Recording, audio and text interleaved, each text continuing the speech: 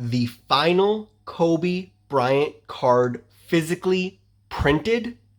Maybe. Let's dive into it. Oh my god, this is ridiculous. A Kobe Bryant patch autograph, number 4 of 10. How is it going, everybody? And welcome back to my channel, Kobe Cards. This is going to be a Kobe news video. However, shockingly, this is something that didn't get much attention at all over the last week. Should it have? Maybe. I certainly thought so, but I'll let you decide. Because on eBay, through the reckless services of Probstein, a never-before-seen Kobe card surfaced in auction. And not only that, it's graded by Beckett. The card, 2019-20 Select Artistic Selections Kobe Bryant. You may be thinking to yourself now, what? Kobe wasn't in Select?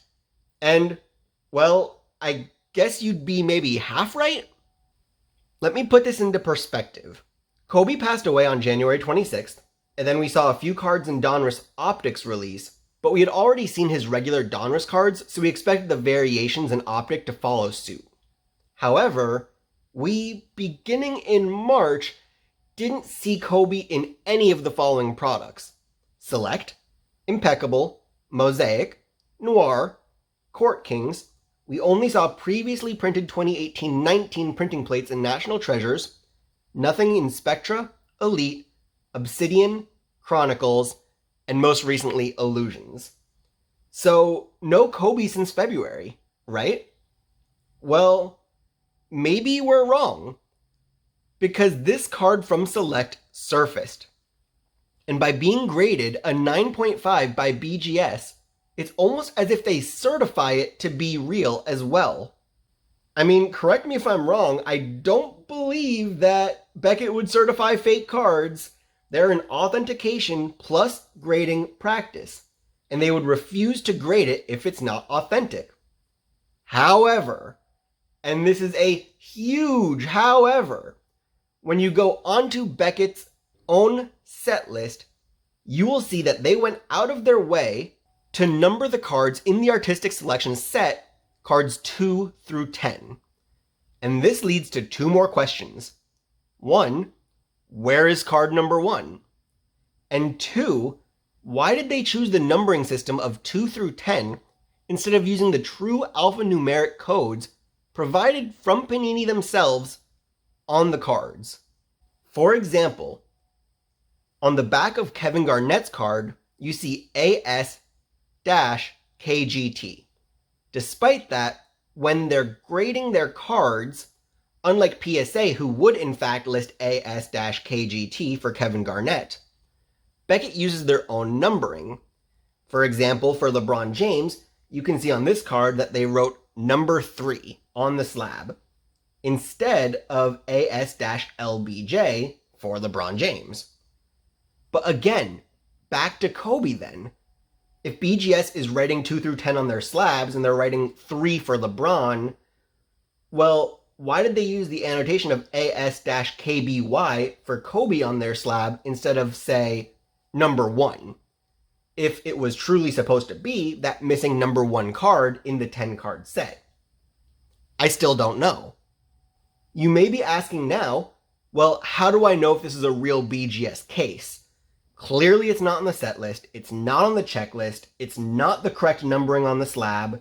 Is it a fake BGS slab? Well, let's see.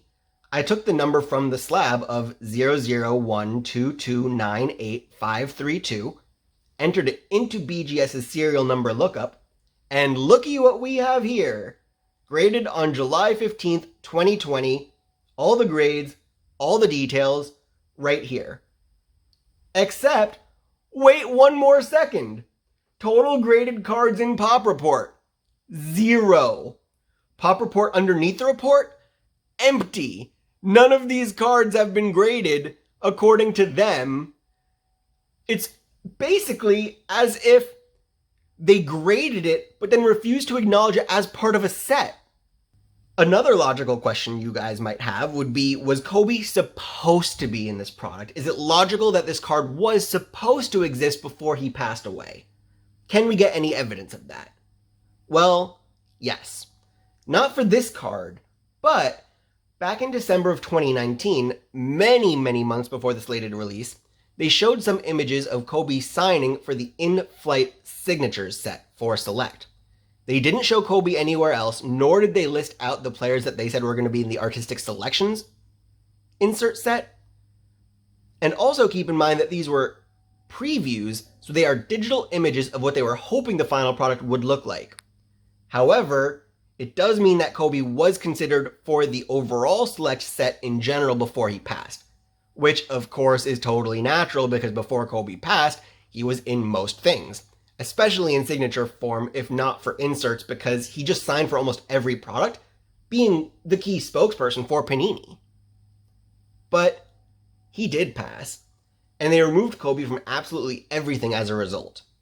How this Artistic Selections card popped up is beyond me, but it did, and it's very possible that, actually I would go as far as to say that it would have been likely that instead of a set containing an odd number of 9 cards, that Kobe would have logically been the 10th and have been alongside retired players such as Kevin Garnett and Charles Barkley, current players of LeBron and Giannis, and rookie Zion Williamson in this set. It probably would have been a 10-card set had we still had Kobe. Literally everything lines up. It's logical this card would have been part of the Artistic Selections insert set. It's proven that Kobe was supposed to be in the overall Select product, as we saw the digital representations of his signatures. BGS did grade it, so maybe they knew something, even though they somewhat refused to acknowledge it unless you type in the number into their serial number lookup. But Beckett, I guess, believes this card is real. And honestly, I'm a little confused and upset as well might be the right word, maybe frustrated, because what this means is that someone clearly involved directly in the production of this card, on Panini's end, took the card, which should have never been made public or surfaced, they took it, they went to BGS of all places to get it graded by Beckett Services, and then on top of all of that, they went to sell it for a profit. They don't stop there. They had the audacity to cover up their identity by sending it to the lamest and scummiest consignment service, which has the biggest sports card following on all of eBay, Probstein. So because of that, we don't even know who the eBay seller would have been or who gave it to Probstein. Only Probstein knows who the scam artist is, who essentially stole this card from the company, got it graded, sent it to a consignment service, and made a quick buck. Or 1,500 plus quick bucks to be exact. And this buyer, who I guess seems to do 32% of their buying through Probstein, is now the proud, or not so proud, owner of what could be the final Kobe card ever produced before Kobe Bryant's tragic passing. As far as the bidding on the actual item went, I will admit I was glued to my seat with a bag of popcorn in hand. This was the type of drama that I did not want to miss, and I was just sitting back waiting to see how the market would value this card. I mean, how do you even begin to value stolen or uncirculated property? The fun part of watching the bidding, of course, was actually the huge spike in the final seconds, which everyone has known to come and love. Usually you get a good portion of the bidding action going on, and in the final seconds there's a good final spike. You never know how big that final spike is going to be, though. It could be, 90% of the bidding is done, and then a 10% spike at the end. It could be a 20% spike. In this case, it was a huge spike because it went from $499, which it was sitting at for most of the final 5 minutes, to spike up an extra $1,000 in the last 3 seconds, putting it at over $1,500. For perspective, the roughly $1,500 this card sold for is the highest price paid for any card in this set, including over all other Zions graded and ungraded, LeBron PSAs, LeBron Beckett, BGS graded, all of that. This was the highest sold Artistic Selections card. So people clearly knew what they were looking at to some extent, but still the value doesn't make sense either way.